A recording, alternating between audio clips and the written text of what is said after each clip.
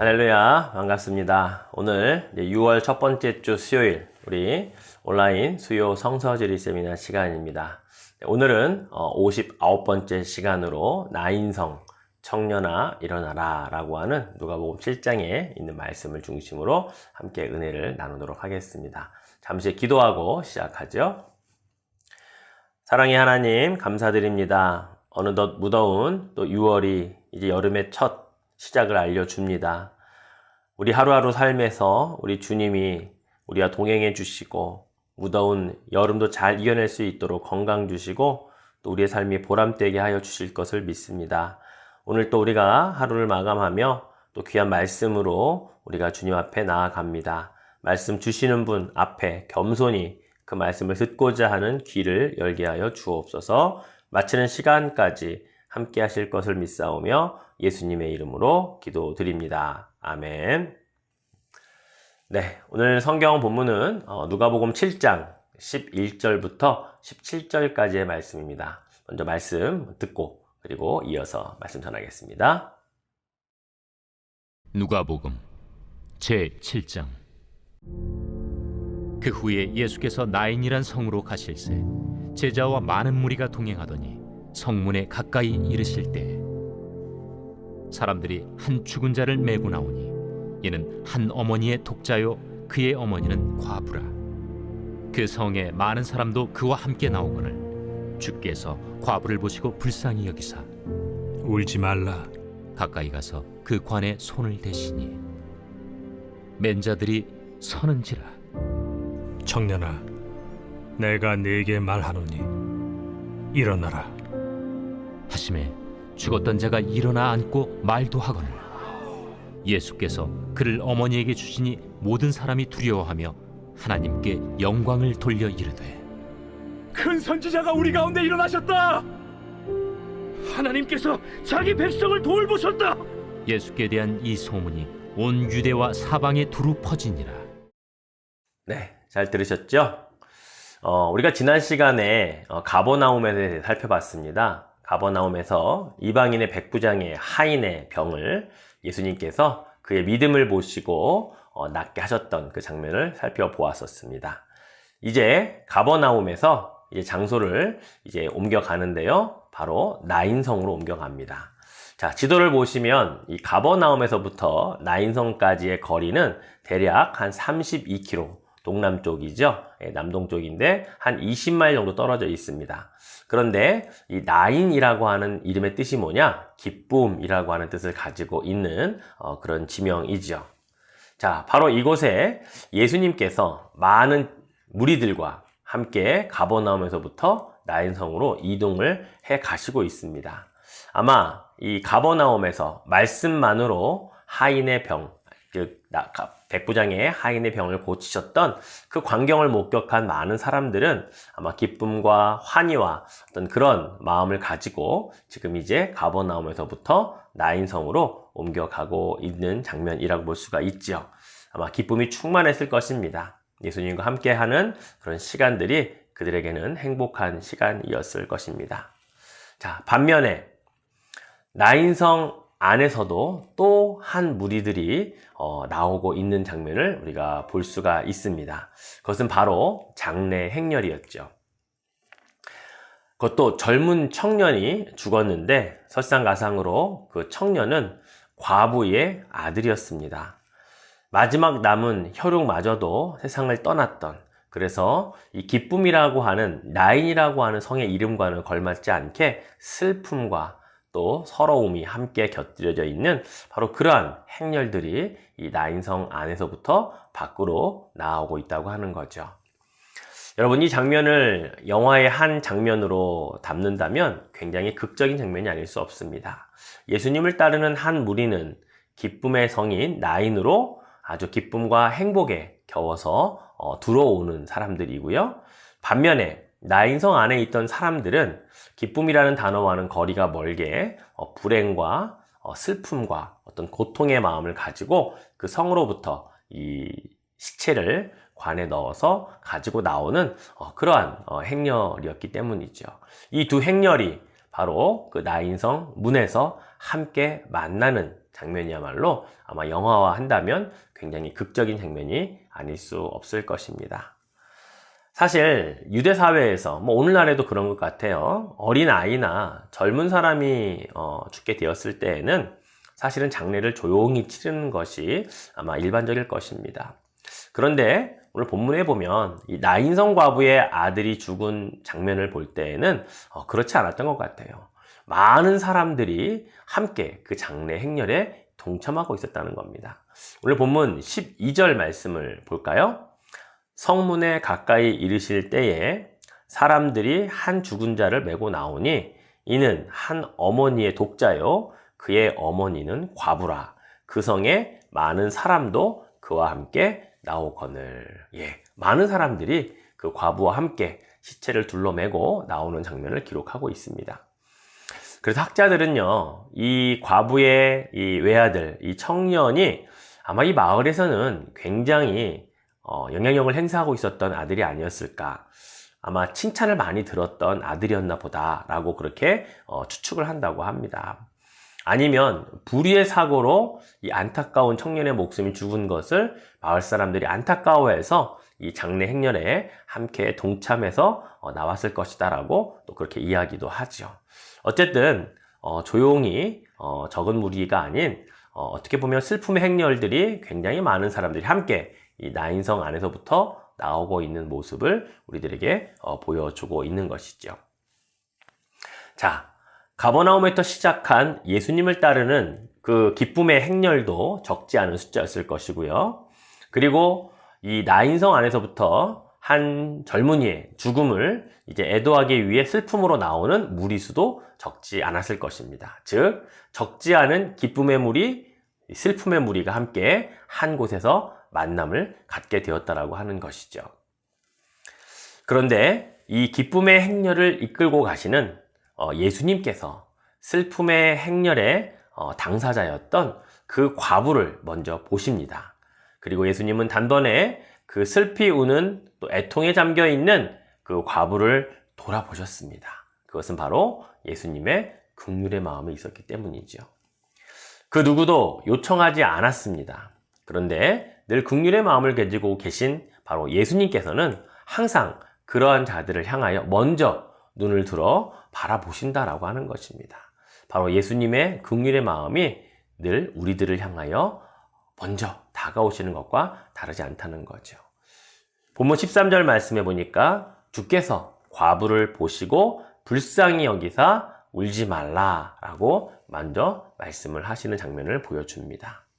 여러분, 예수님께서도 우리가 슬퍼할 때, 우리가 괴로워할 때, 우리가 아파할 때 그 눈을 들어 먼저 우리를 바라보신다라는 사실입니다. 내가 상한 마음으로 정말 괴로워할 때 혼자인 것 같지만 아니요. 주님이 나를 먼저 눈여겨보시고 바라보시며 슬퍼하지 말라, 울지 말라, 괴로워하지 말라 그렇게 말씀하여 주신다는 사실을 우리는 믿어야 한다는 것입니다. 결국 우리가 그러한 상태에서 마음의 상처가 치유되고 또 우리가 슬픔을 이제 이겨낼 수 있는 그런 순간들은요, 시간이 지났기 때문에 자연적으로 치유되는 것이 아닙니다. 또는 우리가 기도나 또는 찬양과 같은 우리들의 어떤 몸부림이 결국은 그것을 바꿔내는 것도 아닙니다. 가장 근본적인 원인은요, 주님이 먼저 위로의 마음을 주시기 때문이고 주님이 우리를 긍휼한 마음으로 먼저 바라보시기 때문이라는 것이죠. 그것이 근본이 되어서 우리가 기도하며 찬양하며 또는 시간이 지나면서 치유되어진다는 사실을 우리는 기억해야 한다는 것입니다. 그래서 결국 먼저 손 내미시는 분은 우리 주님이세요. 그러니까 그 손을 뿌리치지 않으면 되는 겁니다. 그 손을 부여잡고 주님 앞에 나아간다면 주님이 고쳐주신다라는 사실을 우리는 믿음으로 고백할 수 있어야 된다는 것이죠. 자, 예수님께서는 이 과부를 향해 울지 말라 말씀하신 후에 그 울음을 그치게 해 주실 일을 그 다음에 행하시는 것을 보게 됩니다. 바로 14절, 15절 말씀이죠. 같이 한번 읽어볼까요? 가까이 가서 그 관에 손을 대시니 맨 자들이 서는지라. 예수께서 이르시되 청년아 내가 네게 말하노니 일어나라 하시매 죽었던 자가 일어나 앉고 말도 하거늘 예수께서 그를 어머니에게 주시니. 그렇습니다. 예수님께서 죽은 청년이 누워 있었던 그 관에 가서 먼저 손을 대십니다. 그랬더니 그 관을 메고 있던 행렬에 그 사람들이 멈추어 서게 되지요. 그리고 청년아 일어나라 라고 말씀하시니까 죽은 청년이 일어나게 됩니다. 그리고 그 청년을 다시 슬픔에 잠겨있던 그 어머니에게로 돌려주심으로 슬픔을 기쁨으로 바꿔주시는 장면을 지금 기록해 놓았던 것이죠. 그렇습니다. 이제 슬픔이 기쁨으로 행복으로 바뀌었습니다. 예수님을 통해 바로 그 일이 일어났던 것이지요. 슬픔과 고통과 정말 서러움이 기쁨과 행복과 감사로 바뀌는 그 중심에는 바로 우리 예수님을 만났기 때문에, 예수님이 먼저 다가오셨기 때문에 가능했다라는 사실을 우리는 잊지 말아야 한다는 것이죠. 여러분, 복음서에 보면 예수님께서 죽은 자들을 살리시는 장면이 총 3번 나옵니다. 그 3번은 첫 번째가 회당장 야이로의 딸이 죽었을 때 살려주시는 장면이죠. 죽은 지 얼마 되지 않아서 아직 장례를 치르기 전에 그 야이로의 딸을 살려주시는 장면이 첫 번째고요. 두 번째는 바로 오늘 우리가 살펴본 나인성 이 과부의 외아들, 그는 죽어서 이제 장례를 치르는 중에, 즉 관을 들고 나가는 중에 예수님께서 살려주시는 장면이었죠. 그리고 마지막 3번째는 우리가 잘 알고 있는 마르다와 마리아의 그 오라버인 바로 나사로를, 죽은 나사로를 살려주시는데, 나사로는 이미 장사되었죠. 그래서 돌 무덤 안에 묻혀서 시체가 이미 며칠 지난 이후에 예수님이 살려주시는 장면을 볼 수가 있습니다. 이렇게 3번의 죽음 가운데서 살려주시는 장면이 나오는데요. 한번 이 사건들을 잘 유심히 보시면 어린 소녀를 살려주셨고요. 청년의 나이에 있는 자를 살려주셨고요. 또 비교적 어른, 성인들이었던 나사로를 살려주셨던 것을 보시게 됩니다. 또한 죽은 지 얼마 안 된 야이로의 딸과 장례를 지내는 중에 나인성 과부의 아들을 살려주시고, 또 장사가 다 끝난 뒤에 또 살려주시는 장면까지 보면요. 죽음의 시점이나 그 상태나 그 무엇이 죽음 이후에 살려주시는 장면과는 아무런 상관이 없다. 주님의 능력은 어떤 상태에서든지 살려주실 수 있다. 또 어떠한 나이대든지 연령대든지 주님은 살려주신다라는 것을 이 복음서의 3가지 죽음을 에서 살려주시는 장면들을 통해 우리가 살펴볼 수 있게 됩니다. 자, 이처럼 죽은 자를 살려내 주시는 자들을 유대인들은요, 위대한 선지자, 큰 선지자로 그들은 추앙을 했습니다. 자, 구약에 이렇게 죽은 자를 살려냈던 아주 유명한 선지자 2명이 바로 엘리야와 엘리사죠. 자, 그들 눈 앞에서 그들을 살려주시는 자들을 바로 큰 선지자라고 고백하는데, 오늘 본문 16절이 바로 이들이 그렇게 고백하는 장면이죠. 모든 사람이 두려워하며 하나님께 영광을 돌려 이르되 큰 선지자가 우리 가운데 일어나셨다 하고, 또 하나님께서 자기 백성을 돌보셨다 하더라. 그렇습니다. 하나님께서 자기 백성을 돌보셨다라고 하는 찬양과 함께 예수님이야말로 우리들이 알고 있는 엘리야와 엘리사와 같은 큰 선지자다라고 그들은 그렇게 고백을 하게 됩니다. 하지만 그들이 예수님을 찬양하고 추앙한 것은 좋았지만 한 가지 부족한 것이 있었습니다. 예수님과 그들이 알고 있는 큰 선지자, 그들이 바로 죽은 자를 살리시는 과정에서는 질적인 차이가 난다는 사실을 그들은 미처 깨닫지 못했다라고 하는 사실이죠. 자, 어떤 차이가 있을까요? 자, 우리가 엘리야와 엘리사가 죽은 자를 살리는 장면을 한번 볼까요?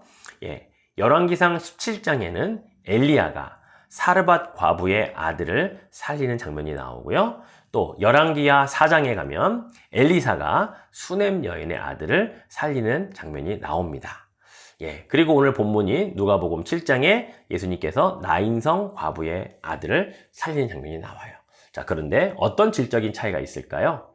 그것은 바로 엘리야나 엘리사 모두요, 죽은 그런 아들들을 살릴 때에 그들의 그 살리는 장면을 기록한 본문을 보면요, 하나님께 부르짖어, 하나님께 기도하여, 하나님께 부탁하는 장면이 나온다는 거예요. 그리고 나서 그들은 죽은 자를 살려냅니다. 반면에 예수님 어떻습니까? 청년아 일어나라 라고 죽은 자를 향하여 직접 명령하여서 살리신다라는 사실이죠. 예, 그 차이를 아시겠습니까? 그렇습니다. 이스라엘 백성들은 죽은 자를 살리신 예수님도 사실은 큰 선지자다라고 말하면서 자신들이 들어서 알고 있었던 엘리야나 엘리사와 같은 그런 선지자들과 동급으로 놓고 아마 그들은 말을 했을 것입니다. 그러나 분명한 차이가 있습니다. 하나님께 기도하여 부탁하여 죽은 자를 살렸던 엘리야와 엘리사, 그러나 직접 죽은 자를 향하여 명령하여 살려놓으신 바로 예수님과는 질적인 차이가 있었다는 사실을 그들은 미처 몰랐다라고 하는 것이죠. 자, 그리고 많은 사람들이 하나님께서 자기 백성을 돌보았다라고 그렇게 표현을 하고 있습니다. 사실 이 표현은요, 누가복음에 보면 이미 한번 등장했었습니다. 바로 세례 요한의 아버지가 샤가라가 하나님께 올려드렸던 찬가에 나와 있는 내용인데요. 누가복음 1장 67절과 68절입니다. 그 부친 사가랴가 성령의 충만함을 받아 예언하여 이르되 찬송하리로다 주 이스라엘의 하나님이여 그 백성을 돌보사 속량하시며. 그렇죠. 누가는 이 표현을 지금 두 번째 사용하고 있습니다. 하나님께서 자기의 백성들을 항상 돌보시는 분이시다, 속량해 주시는 분이시다라며 하나님의 사랑의 그 속성을 계속해서 강조하고 있는 것을 보게 됩니다. 이번에도 마찬가지입니다. 예수님께서 그 유대 사회에서 이 과부라고 하는 참으로 힘들고 어려운 상황에 있는 백성을 돌아보시고 그리고 속량하시는 그 놀라운 그 이야기를 다시 한번 예수님의 사역을 통해 나타내고 있다는 거죠. 여러분, 유대 사회에서 이 과부라고 하는 사람에게 외아들은 굉장히 중요한 역할을 합니다. 그것은 바로 이 과부에게 경제적으로 도움을 줄 수 있는 유일한 바로 그 한 사람이 바로 외아들이기 때문에 그렇다는 거죠. 이 외아들마저 이 과부에게 사라진다면 사실은 그의 경제적인 부분들을 해결해 줄 사람이 아무도 없습니다. 남편도 이미 잃었고 아들까지 잃고 이 유대 사회에서 과부로 혼자 살아남아 산다는 것은 너무나도 위험하기도 하고 어려운 삶이 앞으로 펼쳐질 것에 대한 분명한 그러한 이유들이 있기 때문이죠. 예, 그러나 예수님은 그것을 너무나 잘 알고 계셨습니다. 또한 우리가 잘 알고 있는 룻기에 보면 시어머니 나오미 그리고 며느리 룻, 사실은 둘 다 과부잖아요. 돌아보할 자가 아무도 없었기 때문에 먼 친척이었던 보아스가 바로 그 일을 대신할 수 있었던 것도 바로 그와 비슷한 맥락이라고 볼 수가 있습니다. 사랑하는 성도 여러분, 그렇습니다. 예수님은 과부의 눈물을 닦아주셔야만 했던 것입니다. 하나님께서 과부와 고아들을 돌아보라라고 말씀하셨고 그것을 예수님은 직접 이 삶 속에서 실천하고 계시는 거죠. 그래서 먼저 바라보시고 누가 요청하지도 않았지만 그 과부에게 가셔서 울지 말라라고 말씀하시며 울지 말게 될 그 이유를 또 그 근거를 그 아들을 살려주심으로 그녀에게 분명하게 위로하시는 장면을 우리가 볼 수 있다는 것입니다.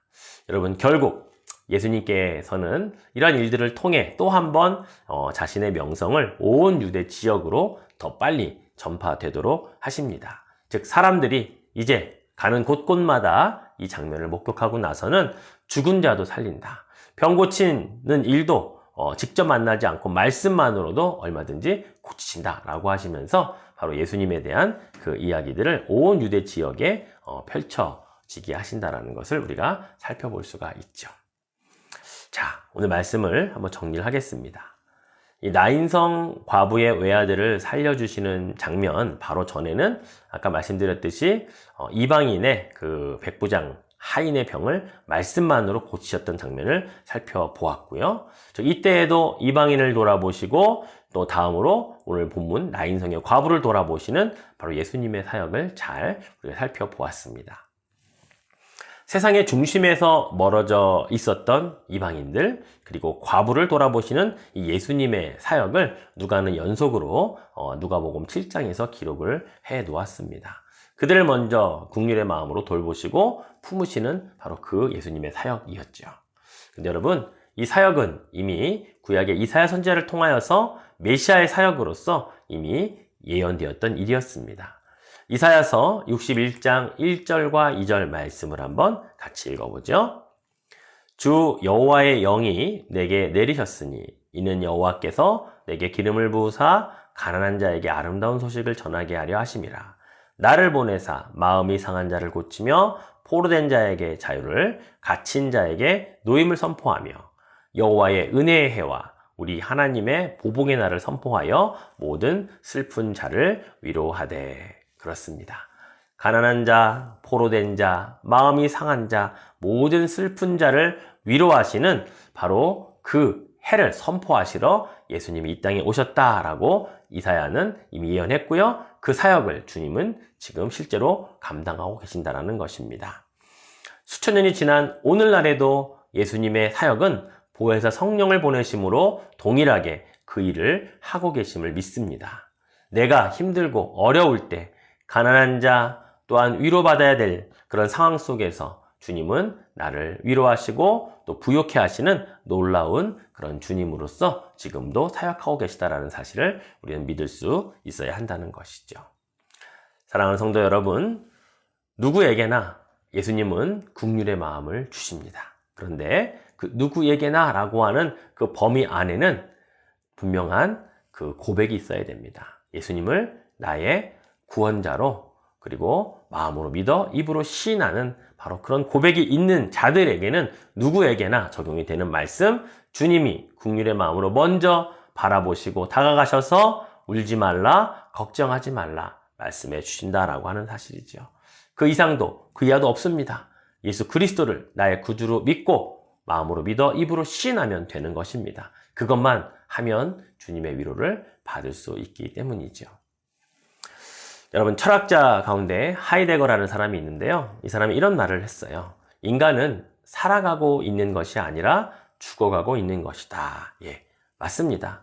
표면적으로 보면 우리는 계속 살고 있다라고 말하지만 점점 늙어가고 있어요. 나이 들어가고 있고요. 계속 우린 죽음을 향해 달려가고 있는 것이 사실입니다. 그러나 우리는 그 다음에 한 줄을 덧붙이며 살아가야 하는 자들입니다. 우리는 다시 영혼을 살기 위하여 가고 있다라고 말이죠. 우리는 그래서 그 다음에 발걸음을 향하여 믿음으로 나아가고 있는 자들입니다. 그 믿음 가지고 세상의 불행과 슬픔과 고통의 행렬이 아닌 우린 주님과 함께 기쁨과 행복의 인도자 되신 주님과 함께 그 길을 걸어가고 있다는 사실이죠. 그래서 우리는 비록 인생은 살아가고 있는 게 아니라 죽어가는 자다라고 말하는 하이데거의 말 뒤에 우리는 영혼을 향하여 다시금 믿음의 길을 걸어가고 주님과 동행하고 있다라는 사실을 우리는 기억해야 할 것입니다. 사랑하는 성도 여러분, 오늘 나인성 과부를 만나 우리 주님은 그 성의 이름처럼 불행하고 어려운 길을 걸어가고 있는 자들을 기쁨으로 바꾸어 놓아 주셨습니다. 그렇습니다.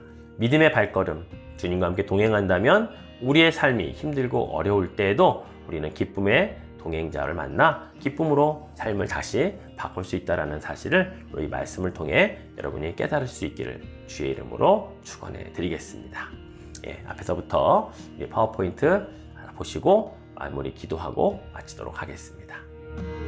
Be thou my vision, O Lord of my heart, not be all else to me, save that thou art, thou my best thought, by day or by night, waking or sleeping, thy presence my light.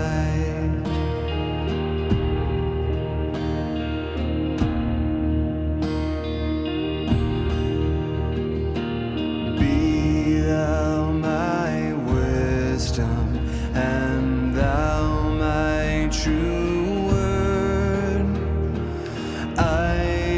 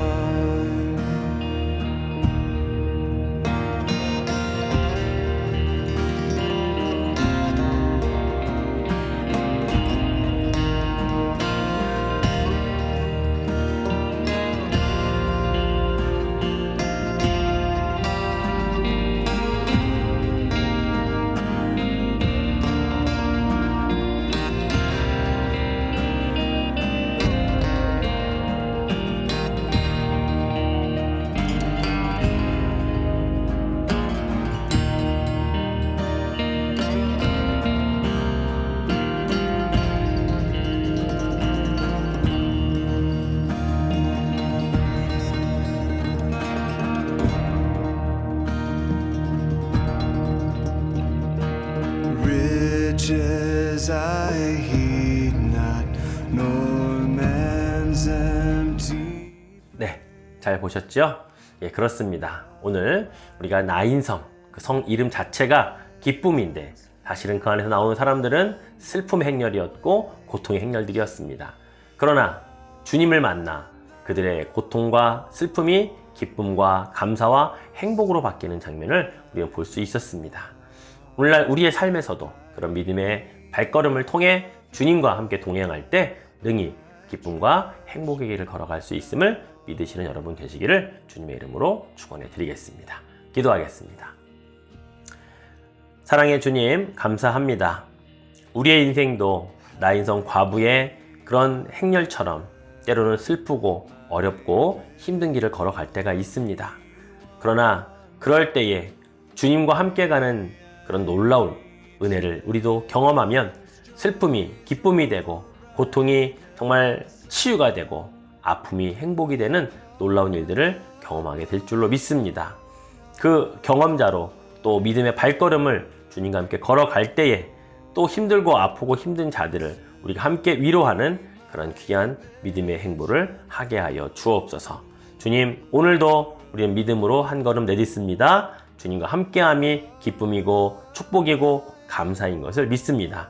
또 그렇게 승리하며 살아내는 복된 인생 되게 하실 줄로 믿사오며 예수님의 이름으로 기도드립니다. 아멘. 네, 이것으로 온라인 수요 성서지리 세미나 마치도록 하겠습니다. 감사합니다.